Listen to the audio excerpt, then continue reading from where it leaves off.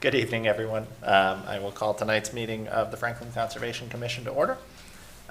Just a brief announcement before we do a roll of the commissioners and get started. This Conservation Commission meeting is available to be attended in person and via the Zoom platform. In an effort to ensure citizen engagement and comply with open meeting law regulations, citizens will be able to dial into the meeting using the phone number 929-205-6099 or the Zoom application. In either case, the meeting ID number is 844-7579-1026. If you're having trouble accessing through the link, again, you can call on the phone. You use *6 to toggle between mute and unmute, and *9 to raise your hand. You're also welcome to attend in person. We will now do a quick roll of the commissioners who are with us in person and on Zoom. Richard Johnson. Jeff Livingstone. Jeff Milne. Meg Hagan. Michael Ryan. Mark LePage. Hey, Mark. And I'm Pat Gallagher. Just a couple quick points before the hearings. The first is a scheduling point. Our next meeting is scheduled for Thursday, August 24th. Wanted to see if folks would be available to meet on Tuesday, the 22nd instead. Of August? Yes.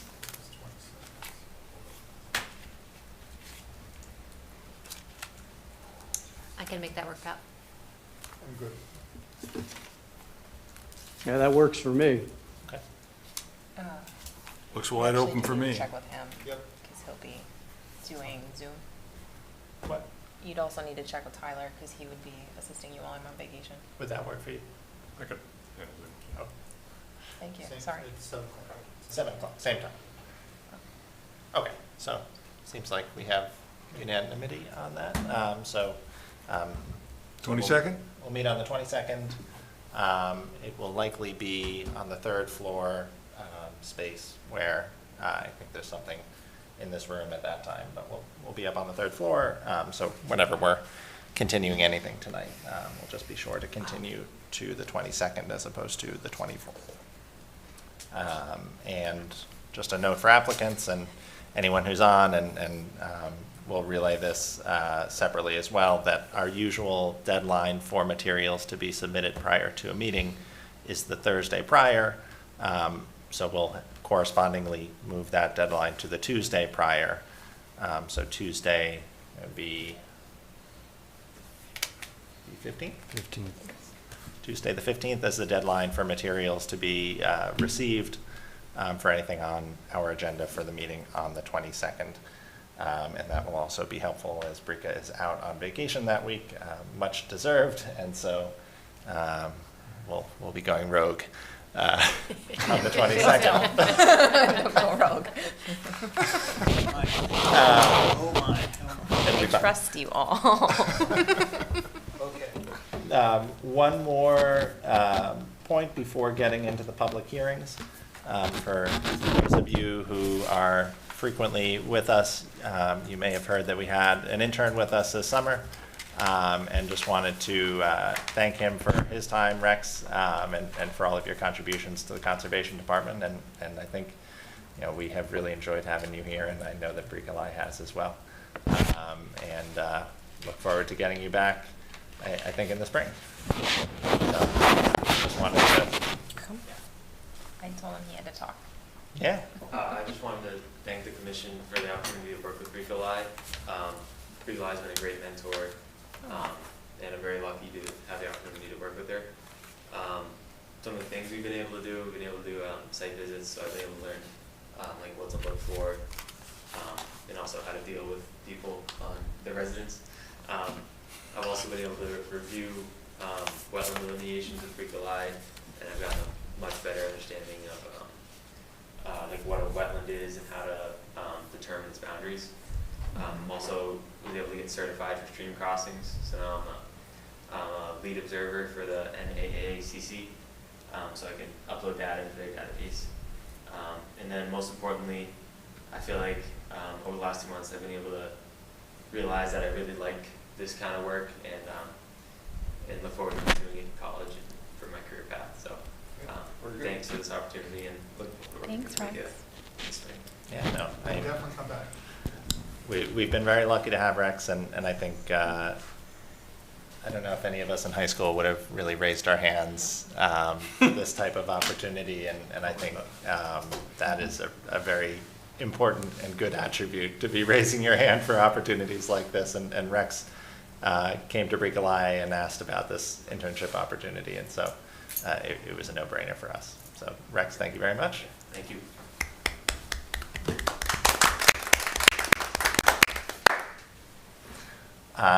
And with that, we will jump into our hearings for this evening. And just a reminder, if everyone can be sure to speak into the microphone just so that it gets picked up for the purposes of doing minutes and whatnot. So first up on the agenda, we have a continued NOI for Spruce Pond Aquatic Management Program.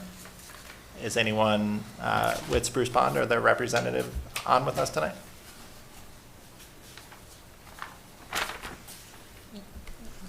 I sent you the email.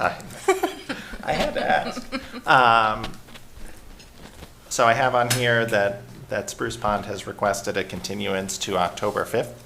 I'd like to get the other commissioners' thoughts. I'm not inclined to grant a continuance to October 5th. The reasoning that has been given to us is that due to staffing, there's not the capacity to address the open items. And again, that just doesn't work given the context of this application, which began as an after-the-fact NOI filing in lieu of an enforcement order. So I am not inclined to extend this to October 5th, and my preference would be to go back to the applicant and to request a response on any open items by our next meeting, but would also look for everyone else's thoughts on that as well. When were they planning to do the work on Spruce Pond? June Oh, the spring. So this, of this year, 2023. Yes, exactly. Past. Okay. Past, yes, historic June. Okay, so can I just put a big time out on this whole project for just 1 second?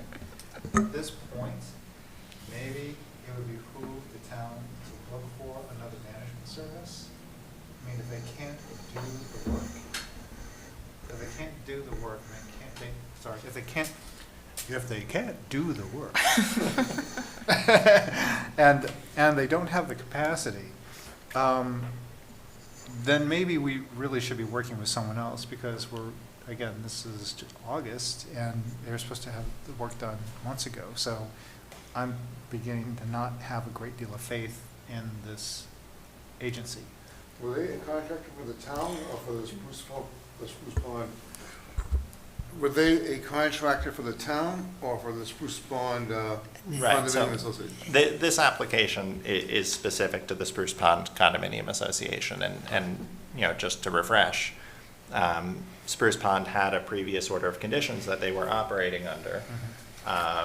Their prior order of conditions expired. There was an herbicide treatment last year, and we notified them and said, this was an unpermitted treatment. You need to come in and file an after-the-fact NOI, and we assume that you're going to want to continue doing treatments in 2023. I mean, they had the thing Yeah, practically all done. I know. Make a couple changes. Right. You know, So that you doesn't don't make even any have sense. enough people to do that. Well, also, it sounds to me like, so I'm just guessing, I do not know this, total speculation, but when we've seen things like this, which are really odd, and there's a sudden change, or suddenly people just disappear, usually it's because there's some sort of a management change or a buyout or something like that is going out behind the scenes, or something happening behind the scenes, the association is being, or maybe the site is for sale, or something's going on, and so the people involved don't want to actually spend any more money until whatever is going on is actually closed. But we don't know about that, so I'm just saying we've run into those situations in the past.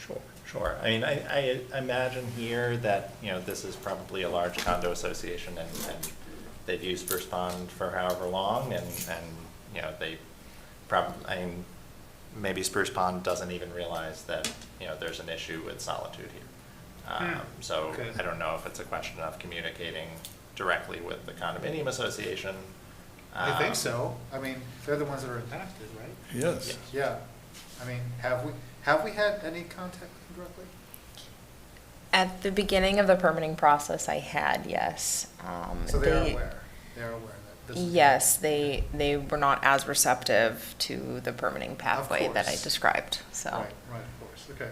Whether or not they know what, the path that their representative have inadvertently led them down, I'm not sure, but. So here's a question. So if we actually end up denying the continuation, would it be possible to draft a short letter just to notify them directly that this has happened? So that they know this has happened? Because maybe they're not. I would send it to, yeah, I'd send it both to the Okay, you would applicant say- and okay, I'm just representative. saying- Yep, Right, just saying,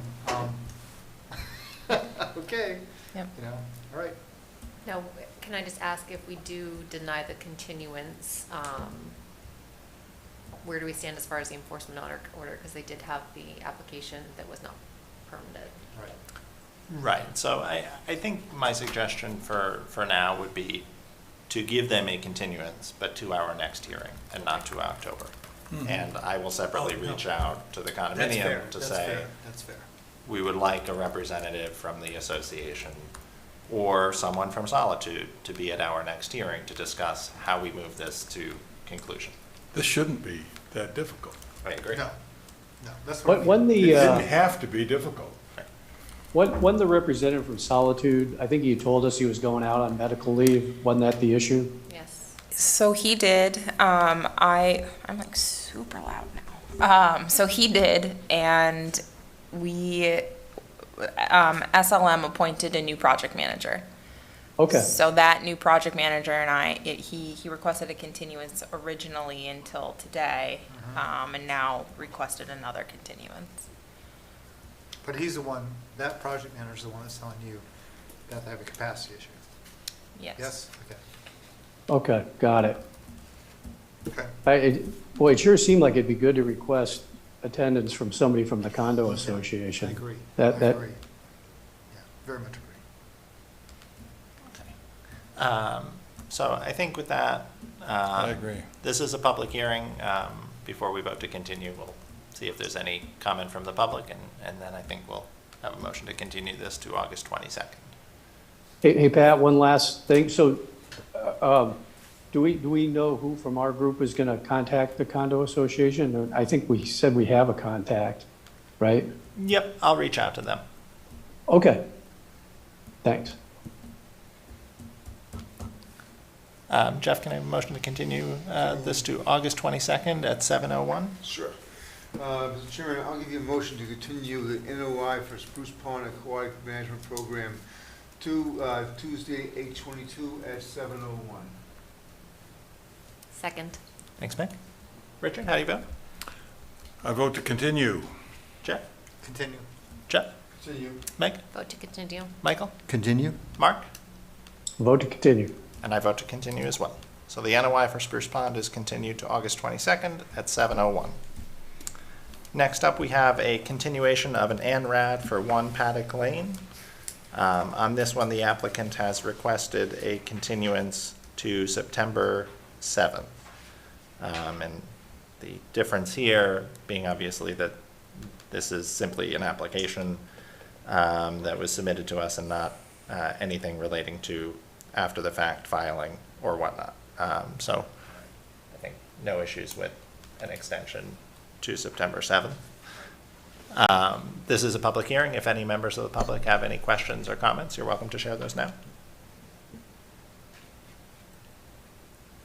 Right. Hearing none, Meg, can I have a motion to continue the NRAD for 1 Paddock Lane to September the 7th at 7:01? Sure thing. I will give you a motion to continue the ANRAD for 1 Paddock Lane till September the 7th at 7:02 PM. Second. Thanks, Mike. Richard? Vote to continue. Jeff? Continue. Okay. Continue. Mike? Vote to continue. Continue. Mark? Vote to continue. And I vote to continue as well. So the NRAD for 1 Paddock Lane is continued to September the 7th.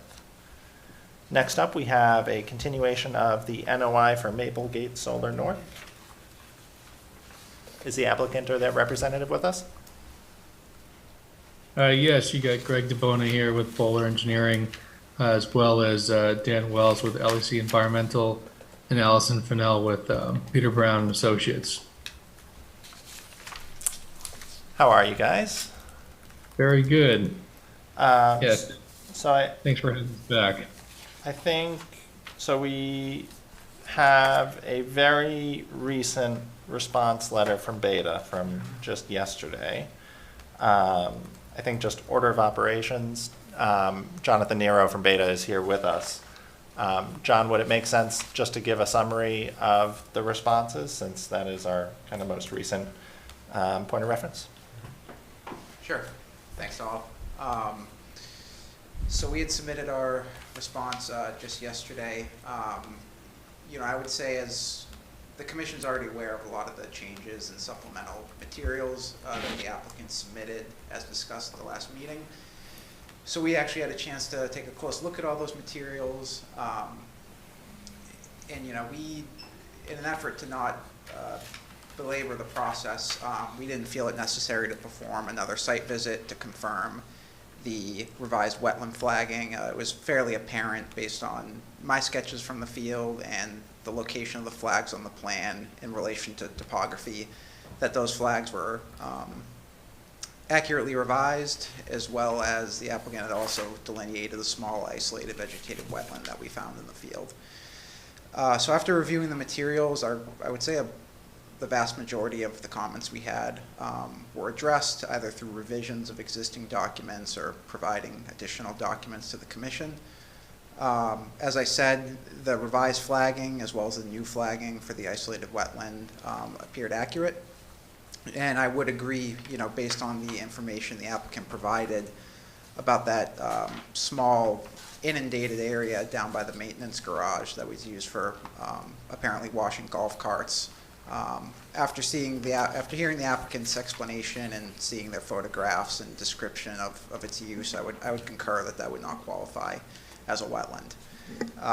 The two main pieces that we still found missing from the application, one is providing a formal wetland replication and mitigation plan. The applicant did provide at least 2-to-1 mitigation for filling that small isolated wetland as required by the bylaw.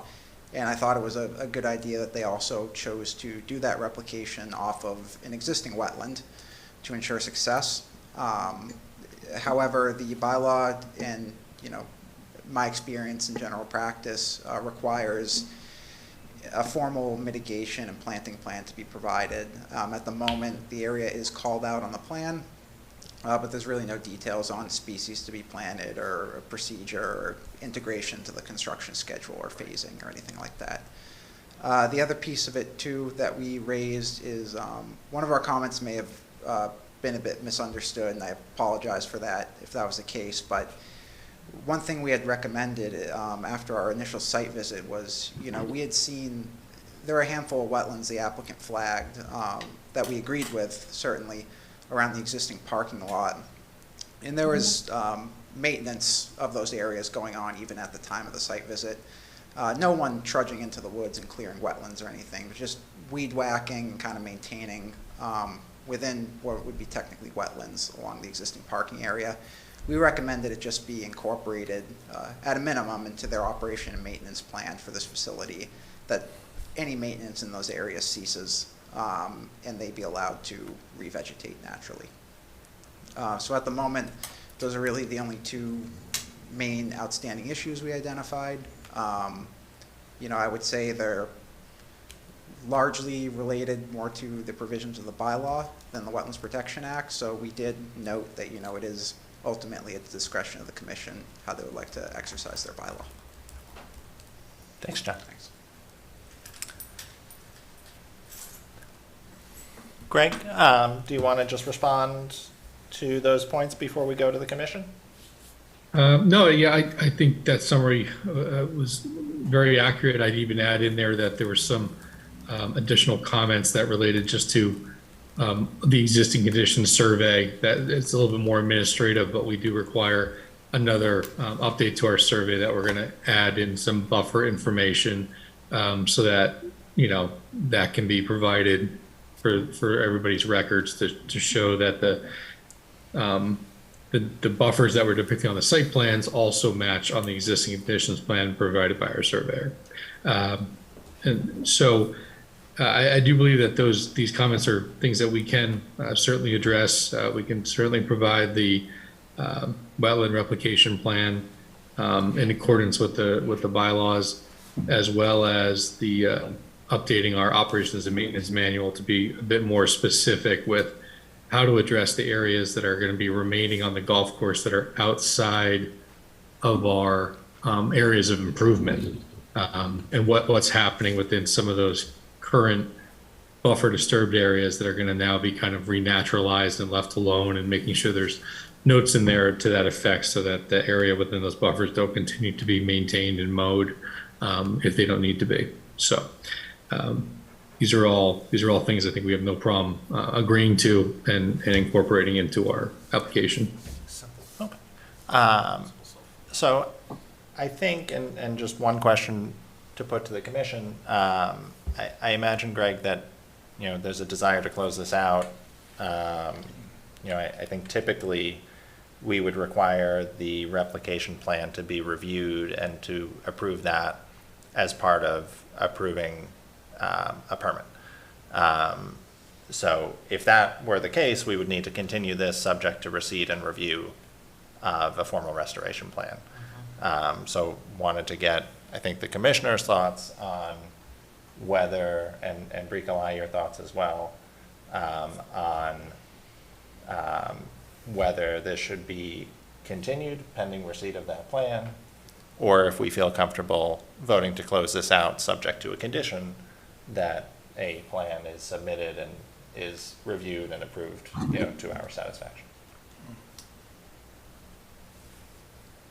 Any thoughts?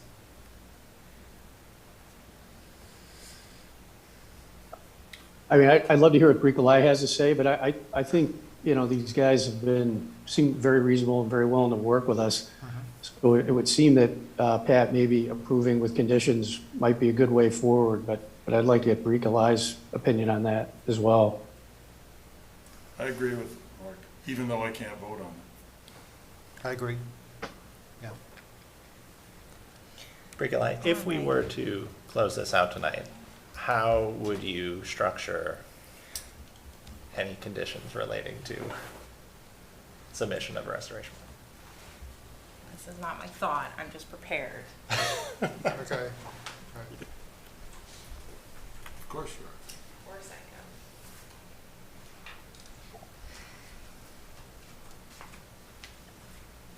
can. Okay. Full transparency and just with colloquialisms, I'm on the fence about it. Okay. For residents, we have flexed this bylaw that for residents that have not had replication areas, we've allowed them to work with me and with the commission after closing out a permit. Not so much for commercial developments. Yeah, that's true. That's true. So I go back and forth on that. But at the same point, they have been, keeping tabs with us and present and active and communicative. So I guess the I'm question. comfortable with Right. it. So it seems like I've been showing good faith. Yes. Yes? Yes. Right, and that goes a long way. I'm just always cautious Of of course. Yeah. It's not something we vying would too typically far do. from our That standard. is true. It is true. That is Is there any risk of setting a precedent here that we got to be careful of? There's always the risk that an applicant down the line will be able to say, but you did it for them, why can't you do it for us? It's because we have free will. We can decide on each Okay. individual basis what we want to do. Well, can I also say, we have said in the past, not trying to be dictatorial, Yeah. but it is always better to try to work with a commission to resolve issues than to come into a meeting or repeated meetings, as the case may be, and be confrontational and aggressive, which we have seen. So if indeed, we can sort of send a small message saying that, see, that really does work to work with the commission. we're on the same team, we're on the same side, we're trying to resolve this to the best of our ability.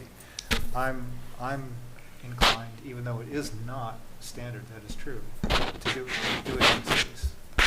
So then my follow-up comment is maintaining consistency that we need complete site plans. Okay. Yeah. So that is up to you to decide. You are right, in good faith and communicative and maintaining good relationships with our applicants. I think that is important. But I did structure conditions all the same. They very closely model our 585 King Street conditions previously approved. I'll read through them. They're quite wordy, but I think it's important for everybody to know. So, and anybody from the applicant, if you have any comments, feel free to interrupt me and I can answer as needed. So special condition 52, so we're starting after our standard special conditions. The applicant and or representative shall provide a finalized restoration plan to the Conservation Commission and agent prior to the start of construction. Conditions set forth in 310 CMR 1055-4B, sans 310 CMR 1055-4B1 as a 2-to-1 replication area is required per Franklin Wetlands Protection Bylaw, Chapter 181 and associated regulations. 4 things to note here. The groundwater and surface elevation of the replication area shall be approximately equal to that of the lost area. The overall horizontal configuration and location of the replacement area, replication area shall be similar to that of the lost area. At least 75% of the surface of the replication area shall be reestablished with indigenous wetland plant species within 2 growing seasons, and prior to said vegetative reestablishment, any exposed soil in the replication area shall be temporarily stabilized to prevent erosion in accordance with standard U.S. Soil Conservation Service methods. The replication area shall be provided in a manner which is consistent with all other general performance standards for each resource area in Part 3 of 310 CMR 10. Special Condition 53, the replication area shall be completed per the approved plans prior to the construction of any other work shown on the approved plans, except for the construction of any site access road if necessary. The conservation agent must confirm that erosion and sedimentation controls, I will say ES controls moving forward, have been installed per the approved plans prior to the construction of any site access road and be invited to any pre-construction meeting. 53, the conservation agent must confirm that any site access road and the ES controls have been installed and maintained per the approved plans prior to the construction of the replication area and be invited to any pre-construction meeting. I'm sorry, that was 55. Got out of order. 56, the conservation agent must confirm that the erosion and sedimentation controls have been installed and maintained per the approved plans after the construction of the site access road if necessary and replication area, but before the commencement of any other work. The conservation agent must be invited to any pre-construction meeting. 57, any new contractors must receive an environmental training from a wetland scientist to ensure compliance with the order of conditions. What was that, 57? 58, no debris, fill, or excavated material shall be stockpiled within the 100-foot buffer zone. That is very standard. All stockpiles shall be surrounded by biodegradable compost wattles for the duration of the project. The wattles shall be kept in good working condition for the entirety of the project. All wetlands and replication areas shall have biodegradable compost wattles surrounding their limits. Beginning the first week of construction, in which construction activity occurs on site and for as long thereafter as the ground remains destabilized, a wetland scientist must submit a written report to the conservation agent.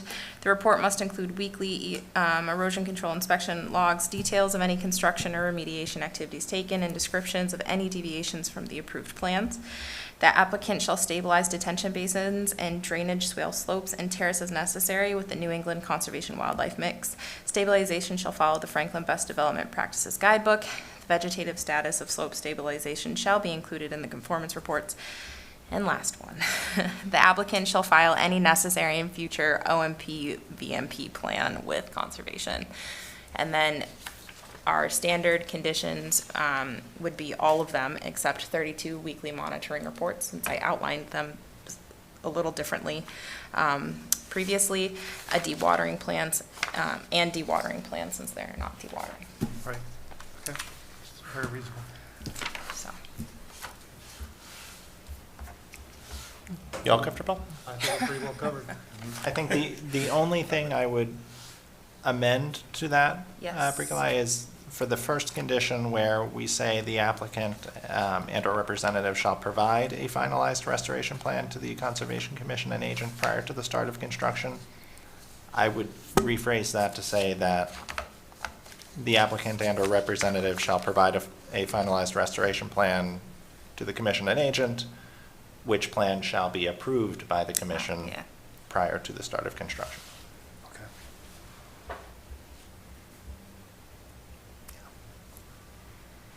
But otherwise, I'm in agreement with everything that you listed out.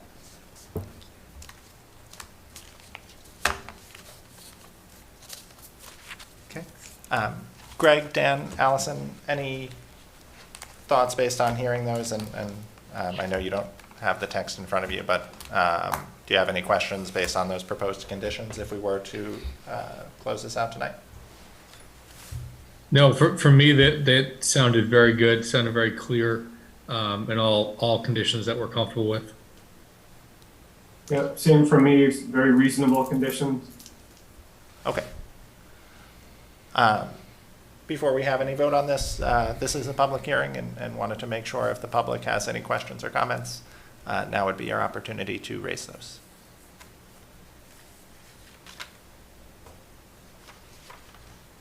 Great. Well, hearing none, I think we'll close out the hearing first, and then we will take a vote on the approval as summarized by Bricolai.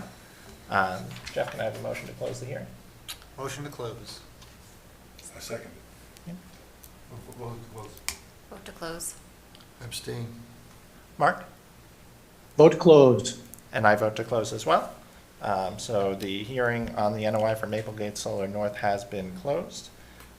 And now, Jeff, can I have a motion to approve the order of conditions for Maplegate Solar North, subject to our standard special conditions, plus the additional special conditions as described by Bricolai and as modified, to require the commission's approval prior to May I construction. summarize as stated? As stated, yes. Sure. Mr. Chairman, I'll give you a motion to close the NOI for Maplegate Solar North. And to approve the, I'm sorry? to approve. Close to, Yes. close to approve with conditions as stated. Thank you. Second. Great. I can't vote on it because I missed two. Okay. Approve. Approved. Approve. Abstain. Mark? Vote to approve. And I vote to approve as well. So the NOI for Maplegate Solar North has been approved. Good. Thank you very much, Edward. Thanks, guys. So we'll be in Thank you touch all. on, Really appreciate on it. next steps. Sure. Thank you, everyone, very much. Next up, we have the continuation of an NOI for 100 Financial Park. I understand the applicant has requested a continuance. Is anyone from the applicant with us tonight? Hearing none, before we vote to continue, we'll just confirm if there are any public questions or comments on this matter. Hearing none, Richard, can I have a motion to continue the NOI for 100 Financial Park to August 22nd at 7:04 PM? Yes, I give you a motion to approve the no, Sorry. At 100 Financial Park. 100 Financial Park, to continue it to August 22nd at 7:04. Right. Jeff? Second. Right. Jeff, how do you vote? I vote approve. Meg? Vote to approve. Continue. Or continue, sorry, yeah. Mark? Vote to continue. Richard? Vote to continue. Jeff? Continue. And I vote to continue as well. So the NOI for 100 Financial Park has been continued to August 22nd at 7:04. Next up, we have the continuation of an NOI for 15 Liberty Way. Is the applicant or their representative with us tonight? They requested a continue. Okay.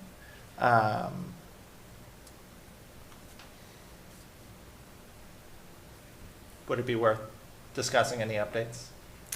Yeah, yes. John can present, and I can confirm, because I did go back out there. So we did conduct a site visit out to 15 Liberty Way. Myself and Elise Tripp from our office at Beta met Bricolai and Rex out there, the applicant's representative. So we took a walk at the site, and the applicant actually took it upon themselves to flag out all the areas we had identified previously in the field as jurisdictional under the bylaw at the very least. We agreed with all the flagging that was placed in the field. The applicant also identified 2 non-jurisdictional drainage channels that we had previously identified as well in the center of the site. And so all those flags will be, according to the applicant's rep, located, put on a plan, and submitted to the commission. The one disagreement we had, or seemed to be a disagreement in the field, is so a number of these wetlands that were solely jurisdictional under the bylaw and were isolated are the only resource areas that this development would propose to directly impact. However, it would still remain a bylaw filing. There is a wetland just to the north of the site that the applicant identified as isolated. However, based on our initial site visit, and we sent some photographs and videos over to Bricolai, we did observe flow in a defined channel within that wetland, which would make it a bordering vegetated wetland subject to the act at the state level. So that wetland wouldn't be directly impacted by the development, but it would put this within the jurisdiction of the Wetlands Protection Act and would just require the filing with Mass DEP as well. But at the moment, it sounds like the applicant is willing to square away some of these existing conditions, discrepancies, but there did seem to be a disagreement on that one point. Okay, thank you, John. Thank you. I'm inclined to think that it would be difficult for us to move forward if there's a question over whether this is subject to DEP jurisdiction and requires the filing. So I think, Bricolai, is it fair to say that we would always err on the side of, if we believe it is subject to jurisdiction under the Act, that there should be a filing with DEP as required under the Act? Yes, but you're not allowed to discuss it since the applicant requested a continuance. Oh, But yes. Okay. Yes, to answer your question. Fair enough. To be continued then. To be continued. Thanks. Sorry, Pat. That's okay. That was a general question. It was a general A question. general Yes, it question. was a general question. Theoretical. Not specific to this, not specific to this project. Okay, sure. This is a public hearing, and so before we vote to continue, we'll check to see if any members of the public have any questions or comments on this matter. Okay. Hearing none, Michael, can I have a motion to continue this to August 22nd at 7:05? I'll give you a motion to continue the NOI for 15 Liberty Way to August 22nd at 7:05. Second. Thanks, Mike. Richard, how do you vote? Vote to continue. Jeff? Continue. Jeff? Continue. Mike? Vote to continue. Michael? Continue. Mark? Vote to continue. And I vote to continue as well. So 15 Liberty Way is continued to August 22nd at 7:05. Next up, we have the continuation of an NOI for Lot 1A Prospect Street. Is the applicant or their representative on with us? They also requested a continuance, but John here can present on Beta's peer review, and then I was also on site and 22 minutes ago received a response from the applicant, so. John, if you wouldn't mind. Sure. So I'll try to keep this brief because this is a riverfront area filing, which I've always found to be one of the more complicated portions of the regulations. However, this site is, the old, I believe, Varney concrete and gravel site, and it's primarily forested. However, there's an old cart path, or really a significantly wide cart path coming off of Prospect Street that leads directly into the site. Applicant is looking to construct the single-family home and driveway within Franklin, and then just over the town line in Bellingham plans to put the sewage absorption system, leach field, to service the house. So we conducted our site visit about a week and a half back. Bricolai was present as well. And one of the So in terms of the wetlands at the site, we did not take a close look at the wetland boundaries because those were previously approved under an ANRAD. That is still valid with the commission. What we did look at in the field, however, is the applicant is seeking to permit this project as a riverfront area redevelopment. So they did flag out what they believe was the degraded portions of riverfront area at the site. And just to refresh anyone, what that essentially allows you to do is the Wetlands Protection Act provides for being able to define portions of your riverfront area at your site as degraded, which can include lack of topsoil, abandoned dumping grounds, junkyards, etc. And there's provisions to allow you to, since normally developing within riverfront area, you're very restricted in the amount you can develop. Those redevelopment provisions allow you to restore some of those degraded areas and basically, for lack of a better term, buy you credits to then impact more riverfront area at the site. It ensures, that give and take ensures that the riverfront area is still protected at the site and is present. So the applicant has, on the left there, provided a significant area in purple that is considered degraded. One of the main issues we saw is that the cart path is not accurately shown on the plan. It is much wider than it appears there. And so we do very much agree with the applicant that the cart path is considered degraded. However, the designation of degraded riverfront area goes well into forested areas at the site that the applicant claims are abandoned dumping grounds. These are areas with very well-developed topsoil, very thick A-horizon based on our observations in the field, and established vegetation, including eastern white pines and red and white oaks, as well as maples. So, we're not entirely positive on what the applicant is using to support the abandoned dumping ground designation and degraded designation. However, the only degraded riverfront area we saw at the site was the cart path itself. The reason this comes into such significant play for this project is the applicant is using restoration of degraded riverfront area as a way to be able to construct the project in its current iteration. The way we kind of see it is if the degraded riverfront area at the site was delineated accurately, many of those areas that the applicant is claiming to, it's two pieces. One is many of the degraded areas the applicant's claiming to restore are actually what we feel is natural riverfront area under existing conditions. Okay. And many of the degraded areas they are proposing to impact are actually natural under existing conditions. And so what happens is when an applicant does that redevelopment, they certainly could take credit for restoring that cart path and get themselves kind of credits that way. Once you exceed those credits, you're right back into the jurisdictional confines of the riverfront area normal performance standards. That's alternatives analysis, limitations on impacts, etc. So we do feel that the applicant can apply some of that redevelopment at the site. However, we do recommend that they reassess the degraded delineation to really determine if this is permittable and if their restoration does allow them to develop as much as they're proposing to develop at the site.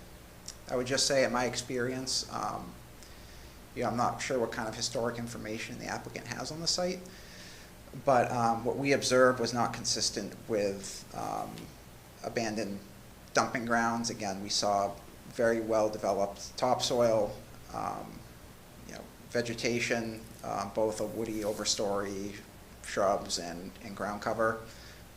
So at the moment, I think we had a handful of other comments on the filing, but the most important piece, I think, to all of this is getting that degraded riverfront area designation correct to determine how it gets permitted under the riverfront area regulations and if any design modifications are required.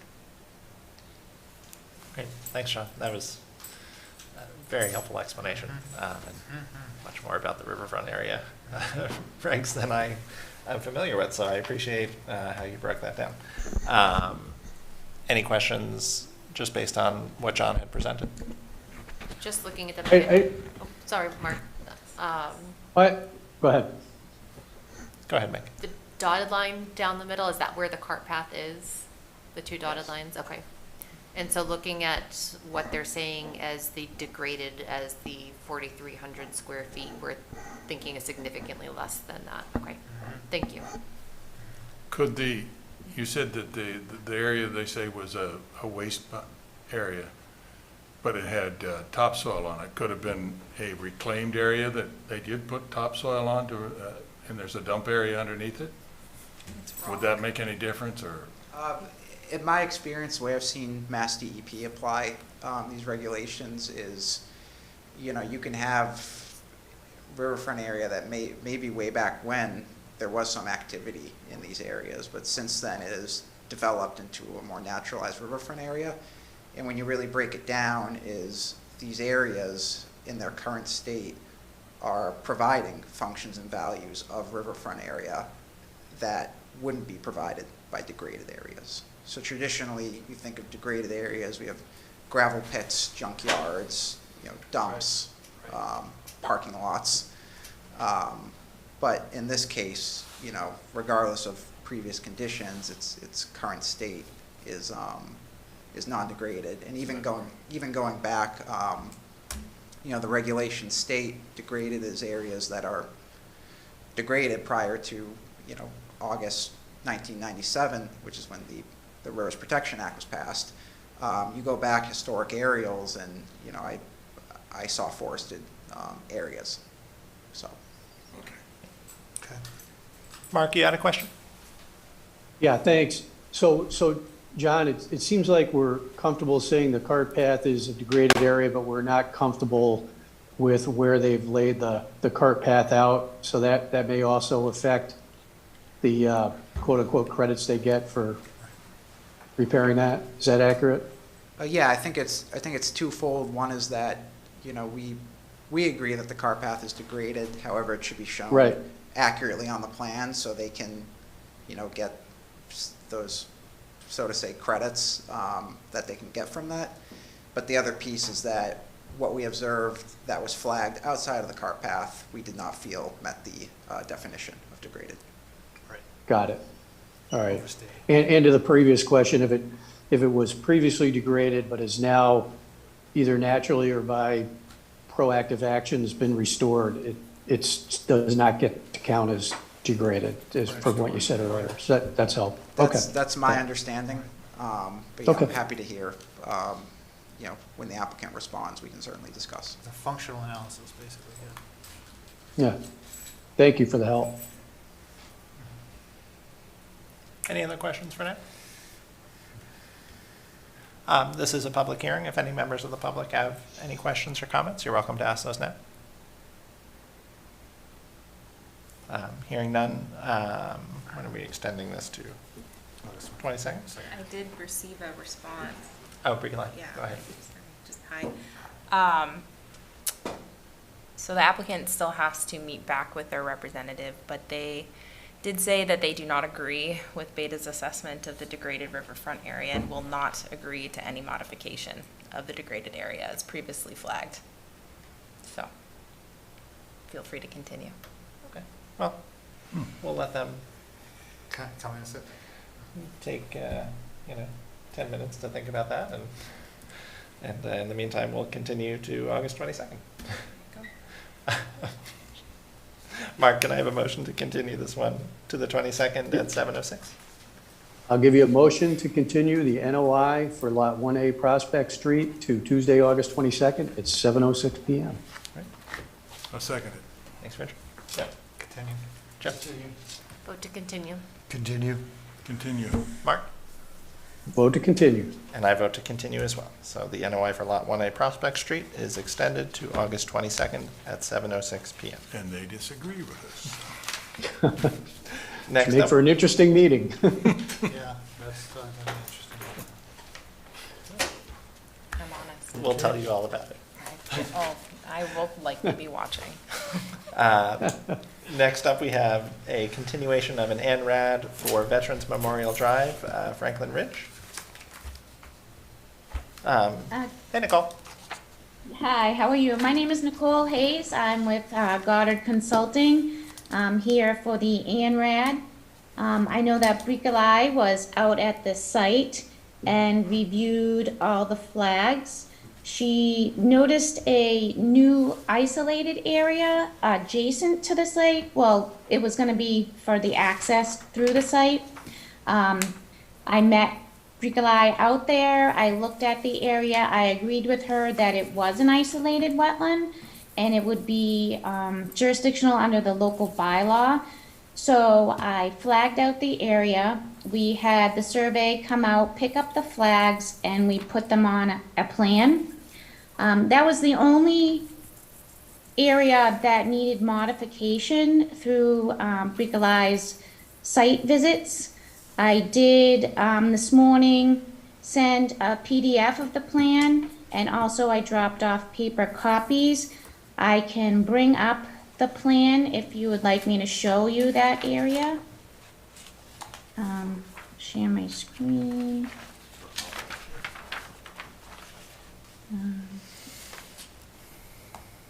All right, can everybody see that? Yes. Okay, so this is the site. There were two isolated wetlands, bylaw jurisdictional. And then this was the area right in through here that was flagged with series I for isolated 1 through 11. And we had that surveyed and put on the plan. And as far as I know, I think that was the last of the additions that needed to be put on the plan. And if that's the case, we'd like the commission to vote to approve. But I'll let Bricolai also comment on whatever she would like to say regarding this. Thank Can I you, ask a quick Nicole. question? Yep. Sure, go ahead, Mark. Hey, Nicole, looks like maybe there's a outstanding filing fee. Are you familiar with that? Or is that? No. Outstanding filing fee? No, because this is for the town. I think This that is- might be Oh, another okay. one, Mark. Oh, sorry, I was looking at the next one. I apologize, Nicole. That's I okay. just the wrong No, agenda. item. Got That's it. okay, yep, this Got it. is a town project, so that Oh, I the got fees you. are Yep, waived. yep, Right. got it. Bricolai, I think since we just received this today, you just need some time to review and confirm. Yes. Does that sound right? Yes, please. Although I did have one question, Nicole. Yep, So the road isn't yet extended. So I guess the isolated wetland isn't in the road. Is that a GPS satellite issue where the coordinates placed it differently on the plan from where the isolated wetland actually is? Or does this plan show an extension of the road? This was, G&H actually had their surveyors go out and survey and put these flags in. It's in the roadway.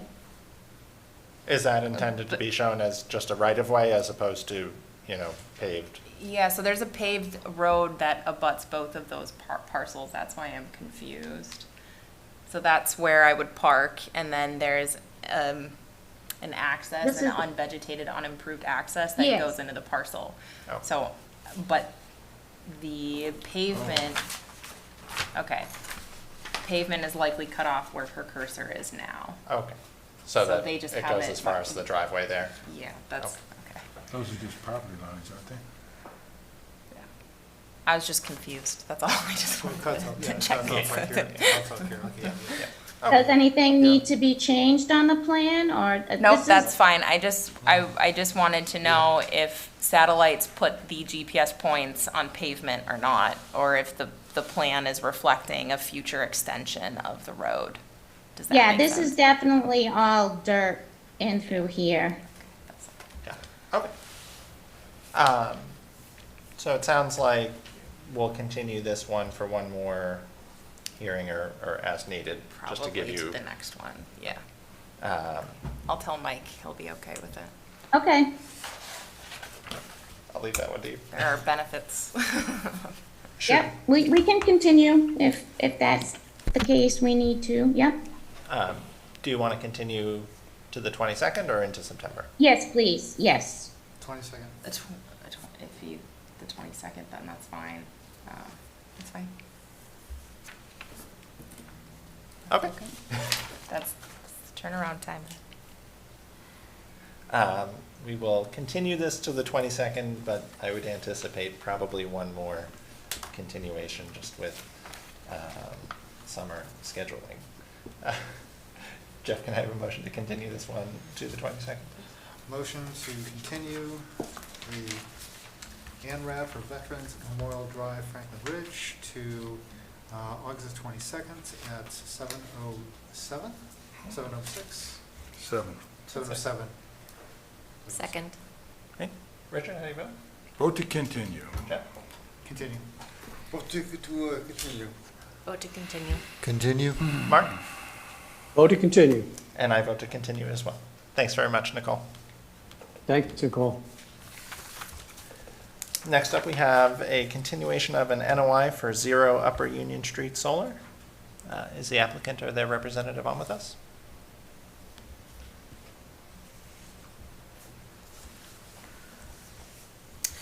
Good evening. Colleen De Benedetto with Colleen. Volta Energy. How are you? I'm good, thank you. To the best of my knowledge, we have not received a peer review or any other evaluation for the project. So I believe Goddard Consulting is available remotely tonight, as well as Atlantic Design. But I just didn't know if there was anything to discuss. Well, thank you for coming in. I appreciate it. I think just given the size of the site, I imagine it'll take a little bit of time. Bricolai or John, do you have any updates just as far as timing for your review? Yeah, actually, we did complete our field review Tuesday.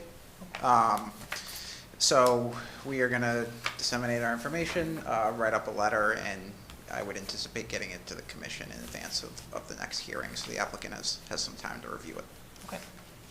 Thank you. That'd be great. Yes, This- Rex and I are going out next Tuesday as well. Oh, great. Just before we continue, any questions from the commission, since Colleen is with us today? And just as this is a public hearing, if any members of the public have any questions or comments, you're welcome to ask those now. Or Briella, go ahead. Fees. Oh, our fees outstanding. Yes. Oh, this is on our, yes. I have here that the local filing fees for this one are still outstanding. Do you know if those have been sent in or if a check has been delivered? So this is the one that I had requested the additional road filing fees. Yes. It's all And coming back. resource area. There you go. Yes. Okay, so this was, I think there was a question over what the appropriate filing fee would be based on whether the road is a road or is what would the other designation be? Yeah, from so a fee? the reasoning is that because it's a gravel access, their NOI actually states road. So there's a discrepancy there. It's not altogether too outrageous of a filing fee, but they are contesting it, which is their right. So it is up to the commission to decide. And I can pull up actually the filing fee, 1 second, or the calculation worksheet, I'm sorry. I think for my part, I would just, and I think, relative to the project, I imagine that the fees are not, too material, but I would say whatever is in the NOI, the fee should be consistent with that. So if this is a road, then whatever fee corresponds with the road. If it should be described as a gravel drive, then you're more than welcome to amend the NOI, I think, to just correctly classify that as a gravel drive, and that's fine as well. But I think whatever the corresponding fee is for however you're classifying this, I don't think it has any bearing on Beta's review, which is ongoing, but we do need those fees to be brought current so that they don't slip. Thank you. So to date, I've just seen a blank template that has different filing fees. but I didn't have any information on Okay. exactly I've what. been, sorry to interrupt, I've been talking to Asa. Yeah, Yeah, so he submitted everything and I've been corresponding with him about the filing fees. So I can definitely send you a copy of it as well. It should also be in the NOI submission. So that local filing fee calculation worksheet is a requirement of the NOI submission. So part of that should already be submitted. okay. Like I say, I've just seen the blank Sure. template, and I wasn't aware of what the Sure. fee is that's being requested. That's fine. I can send it to you, Colleen. Great. Yeah. Excellent. Thank you for the reminder. That's why it's always good to come in and figure out all the administrative stuff. So, thank you. Before we continue, just to confirm whether there are any questions or comments from the public? Pat, I just had a quick Or question question? too. I know Right, from go the ahead. last meeting, we had talked about sort of quantifying what tree removal would be looking like on the site. Is that something that we have a better grasp of at this point, or is that something that we'll still be getting maybe post-beta review or? So that's a rather general statement. Are you looking for how many in square feet, what we're proposing to remove? Yeah, I think personally, and certainly you may have a different perspective, but square feet of, around square feet of trees being removed, and Okay. then specifically, within the buffer zones as well.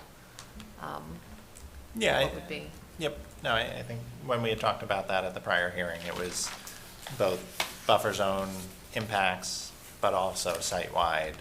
And I think whether it's quantified in square feet of forestry that is being removed, or, number of trees over, a certain caliper, but I think it would be helpful to have that as part of the discussion, particularly given the nature of the application and renewable energy is certainly important, and but we want to weigh that against the impacts on the site as well. Very good. I will get that done. Great, thank you. Thank you. Thanks, Mike. Thank you. Any other questions or comments before we continue this one? That was it for me, thanks. Okay. Richard, can I have a motion to continue this to August, and Colleen, does August 22nd work? It's 7:08, yeah. Yes. I give you a motion to continue the NOI for Upper Union Street Solar to August 22nd at 7:08. Second. Thanks, Jeff. Jeff? Vote to continue. Okay, thanks, Jeff. Vote to continue. Mike? Continue? Mark? Vote to continue. Richard? Continue. Jeff? Continue. And I vote to continue as well. Thanks for coming in, Colleen. Thank you. Next up, we have a continuation of an RDA for 121 Grove Street. And I am going to recuse for this one, so we'll hand it off to you, Jeff. Thank you. Do we have anybody representing 121 Grove Street? The applicant requested a continuance. Okay. Brooklyn, do you have any comments you want to make on this? No. I guess I could just update you on the process. I received a scope and brief from Beta and I delivered it to the applicant. And I have not received it back, so. Any of the commissioners have any thoughts that they want to express? Okay. So at this point. We can't discuss it, I'm sorry, because they requested Oh, okay. a continuance. Got it. Good point. Sorry. Got it. Good point. Thank you. Yep. No worries. All right, can I have a motion to continue the RDA for 121 Grove Street? Yeah, I'll give you a motion to continue the RDA for 121 Grove Street to August 22nd at 7:09 PM. Thanks, Meg. And a second? Second? Thank you. Richard, Continue. Jeff, Continue. Vote to continue. Continue? Mark? Vote to continue. And I vote to continue. So we're all set on 121 Grove Street. Oh, yeah. Wasn't worth walking out.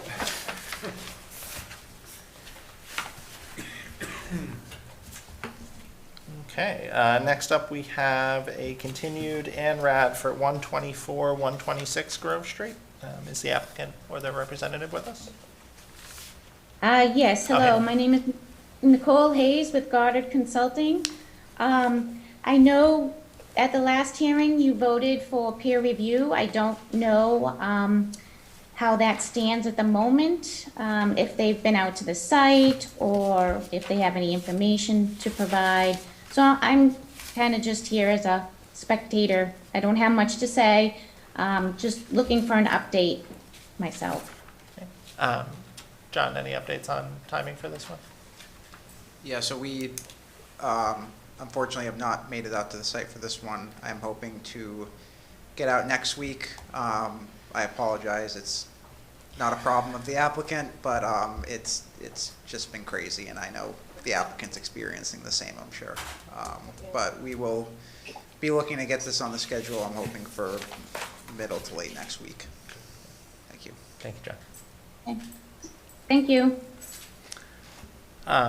Just before we continue, as this is a public hearing, I wanted to check and see if there are any questions or comments from the public. Commissioners, any questions for now? Michael, can I have a motion to continue this to the 22nd at 7:10? Give you a motion to continue the ANRAD for 124, 126 Grove Street to August 22nd at 7:10. Second. Thanks, man. Richard? Continue. Okay. Continue. Continue. Vote to continue. Continue. Mark? Vote to continue. And I vote to continue as well. So Nicole, we'll see you in a couple weeks. All right, thank you very much. Thanks. That concludes our public hearings for this evening. We have an NBZA on for 4 Harborwood Drive. Is anyone from 4 Harborwood Drive on with us? That would be me. I'm Joe Cook. I'm the homeowner here. Hi, Joe. How are you? I'm well, thank you. So what do we have in front of us tonight? This is for a potential home addition that we're hoping to build on the back of the house, and the corner of the house is already within the 100-foot buffer from the wetlands. But I was told by Bricolai that it can be actually sectioned off into the 25, 50, 75 feet, and the proposed area is definitely beyond the 50-foot edge. So I was looking for a permit to be able to build that addition in that space. Great. Thank you, Joe. Bricolai, any comments based on the plan? Yep. So the wetland boundary shown on this plan is actually farther east, sorry, than this. This was approximated by PLS, not delineated by a wetland scientist. But as we know, I do like to go out and go back to my roots and assist our residents with MBZAs as much as possible. So I did go out and do a soft delineation. To Joy's point, the proposed addition is within the 50 to 100-foot buffer zone. However, their wetland boundary, it does extend well up into their lawn, their maintained lawn. So in this case, standard practice is just to go edge of lawn. They can still have their lawn. This project also is within the 200-foot riverfront area. But it is right on the outer limits. It is de minimis in nature. It's 484 square feet. Regs do not explicitly call out additions as an exemption, but they do accessory dwellings such as decks, patios, pools, things of that nature. So I suggested he come in for an MBZA and would recommend approval. One additional note, sorry, Joe.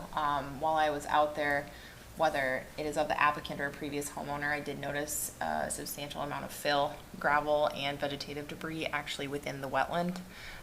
So I did communicate to the applicant that that would need to be removed before I sign off on any building permit.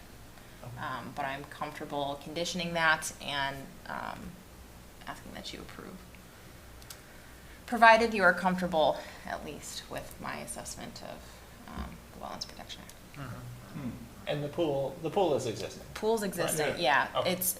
It's existing disturbed lawn, and the addition attaches to So the addition would be further away from the Yes. wetland than the pool? Yes. Correct, yeah. On disturbed lawn? Correct. Yeah. Yeah. They just want to spend a little money and expand the house. Any questions or concerns, comments? Just for clarification purposes, where is the 200-foot? I can pull it up, one moment.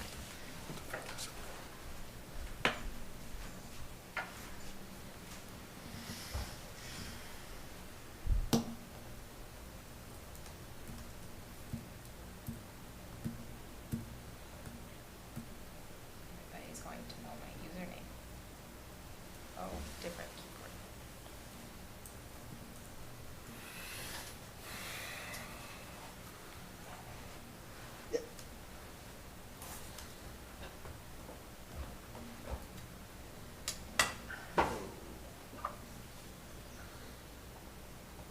Okay, yep.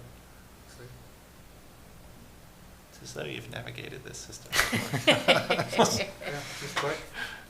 This, Mass Mapper, Soils, and NWI. So that is the limit.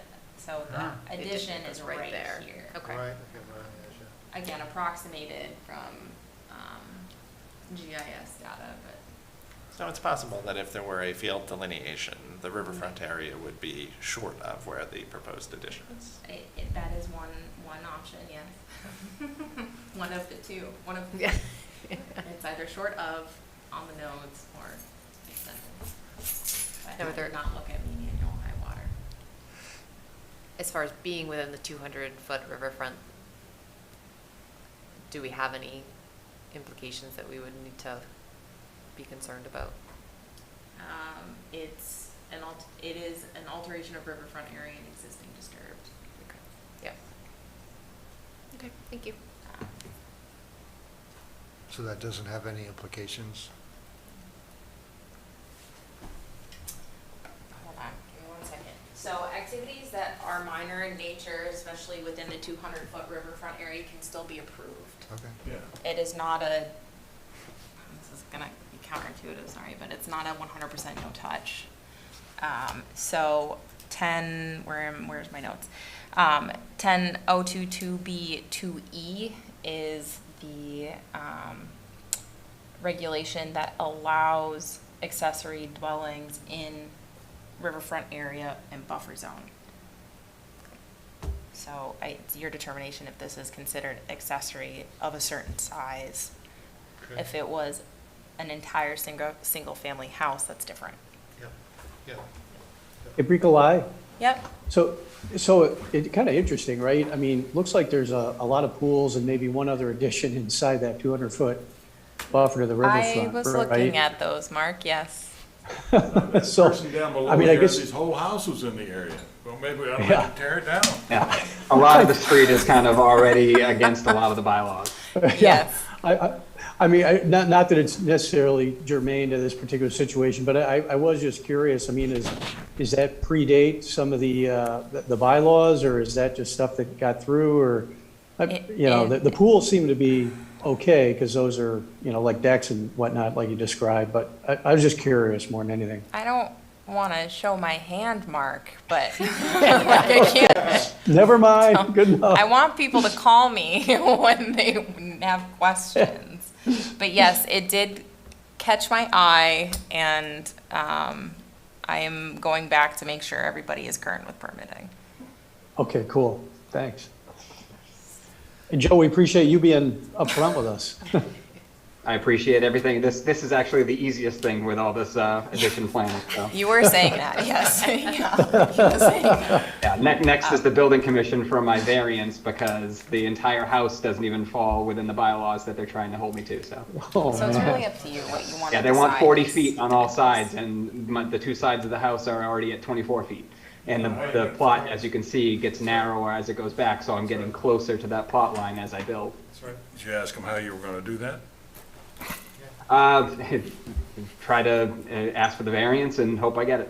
Yeah, they Put the addition on top of the deck. No, I think looking at this, I think the spirit of the regulations is that this type of addition would be treated in the same way as an accessory addition to a home. Right. And it is certainly existing disturbed area. And I am not concerned about things that are existing because that's not in front of us right now. And so I'm comfortable with approving this within that exemption from riverfront jurisdiction and as an MBZA. There you go. Agreed. 484 square feet, It's yeah. actually less because the southern side, I wrote 484, you're right, but the southern side is shorter than the northern side. I just rounded up because conservative. So I would recommend to Bricolai's, well, I would just echo Bricolai's recommendation, that we approve the MBZA subject to a condition that the applicant remove the fill and debris that is on the property prior to building permit issuance. Have a motion for that? Mr. Chairman, I'm going to give you a motion for approving the MBZA for Harborwood Drive with the conditions as stated. Thanks, Jim. Second. Richard? Vote to approve. Jeff? Vote to approve. Vote to approve. Vote to approve. Approve. Mark? Vote to approve. I vote to approve as well. Joe, thanks very much. Thank you very much. Thanks, Joe. Thanks, Go Joe. build it. Good luck. Yes, good luck. Thank you. Good luck. Next up, we have a permit modification, or extension, I should say, for Chestnut Senior Village, requesting a 3-year extension on our previous permit. Is anyone with us from Chestnut Senior Village? Yes. Am I coming in? Hi, I am Stephanie Hoban from Strong Point Engineering. I am representing Whitman Homes. Rich is also on the call. Basically, we haven't started construction on the plans yet on the project because the prices, material costs from the COVID increase made the project kind of not cost effective. The prices are actually coming down now. Lumber prices have dropped again. So we're in the area now where the project will be cost effective or for our client. So he is requesting an extension now that it's more affordable for him to build. Great, thanks, Stephanie. Bricolai, any concerns as far as where the wetland is? And you know, I think just the one question to me is, you know, to give a 3-year extension and it would effectively be a 6-year permit and wetlands move. Yeah. I historically, and I do have this noted, historically past extensions have been in 1-year increments. I really leave it up to you and your comfort. I like to have a handle on things, so I'd be more comfortable with a 1-year extension than a 3-year. What was the, I don't recall That's fine, and it what was the before on-site my resource time. areas were, do you know? Give me 1 second. Not off the top of my head, I cannot. Or Stephanie, do you happen to know what the resource areas on site were? I don't. I can also try and pull them up in 1 second.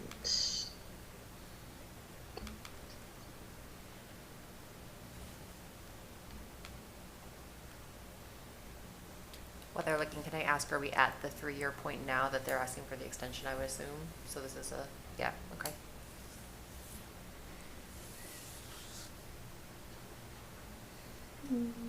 Riverfront area?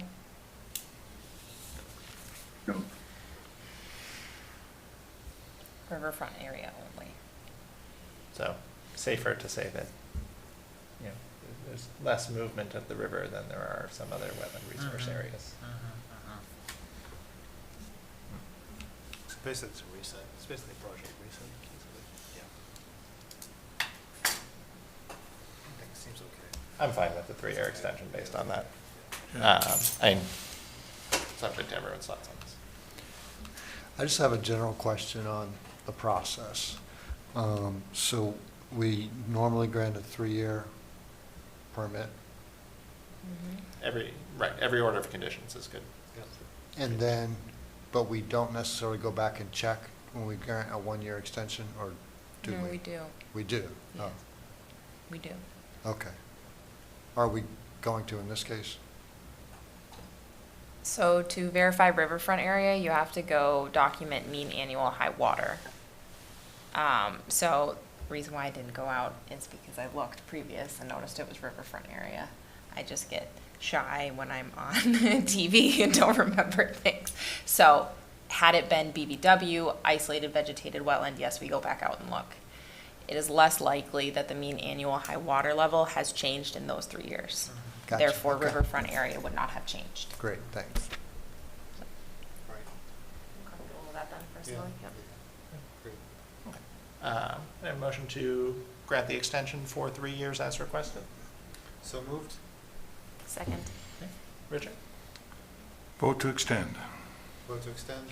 Vote to extend. Vote to extend. Extend. Mark? Vote to extend. And I vote to extend as well. Stephanie, Rich, you're all set. Thank you. All right, Thanks, thank you Stephanie. very much. Thank you. Next up, we have a certificate of compliance for 79 Grove Street. Bricolai, are you able to speak to that one? Yes, Amanda's actually here as well. Oh. I saw her popped on. Hey, Amanda.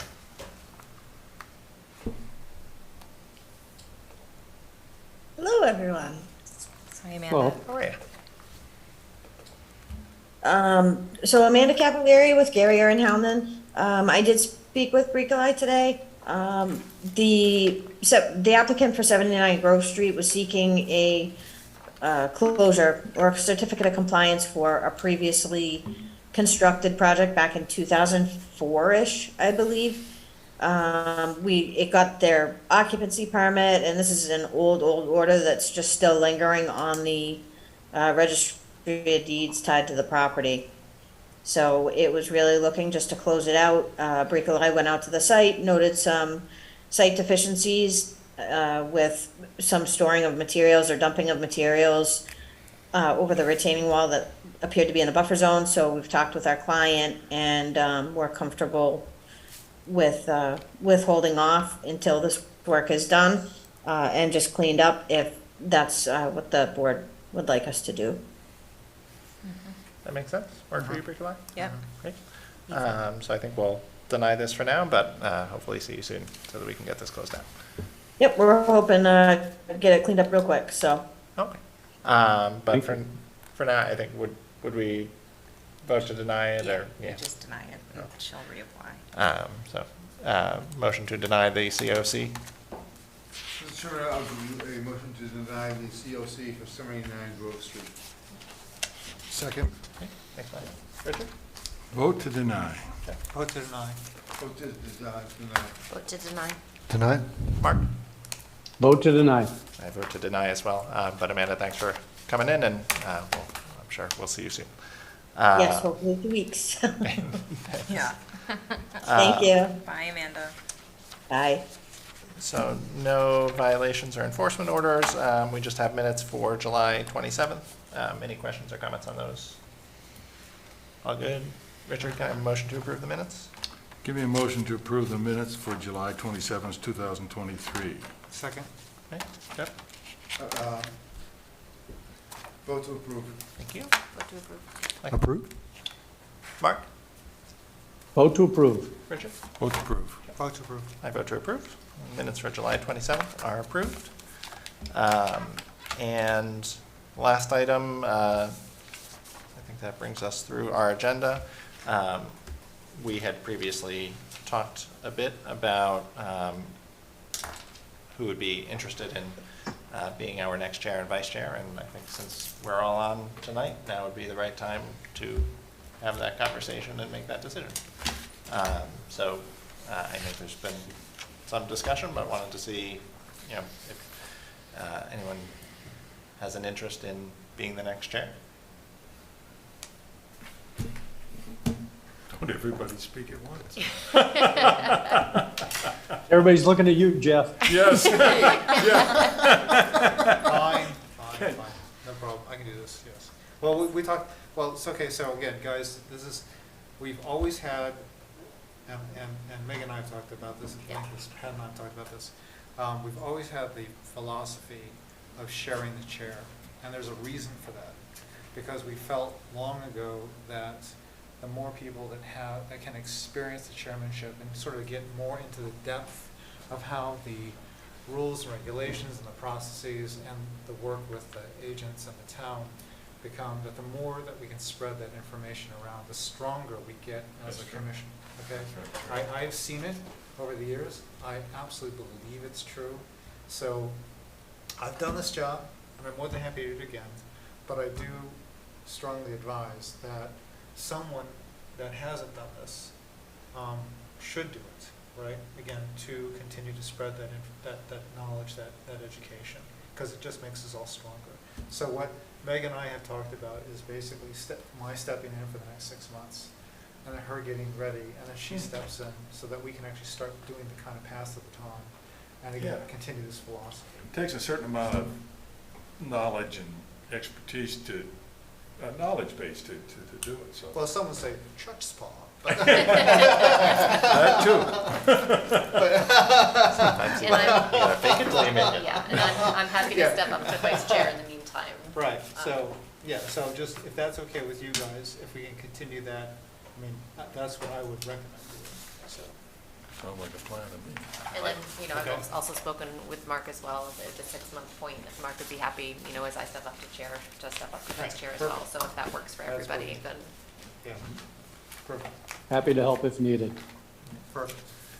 Well, in that light, I would nominate Jeff Livingstone to be our next chair. And I think effective as of our first September meeting. Does that work? Yes, that's fine. Second? All in favor? Aye. But reluctantly, because great loss to Yes. us, Yeah. huge loss. Yes.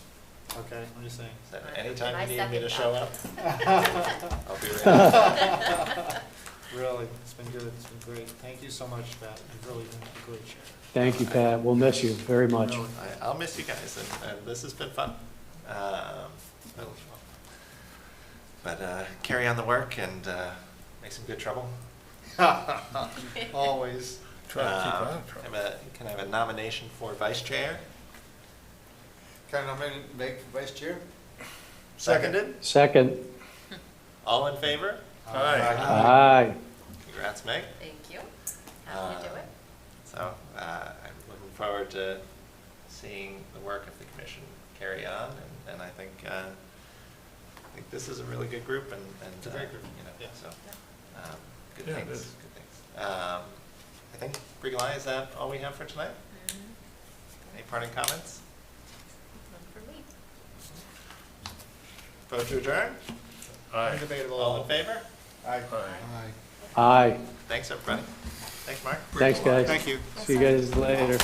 Recording stopped.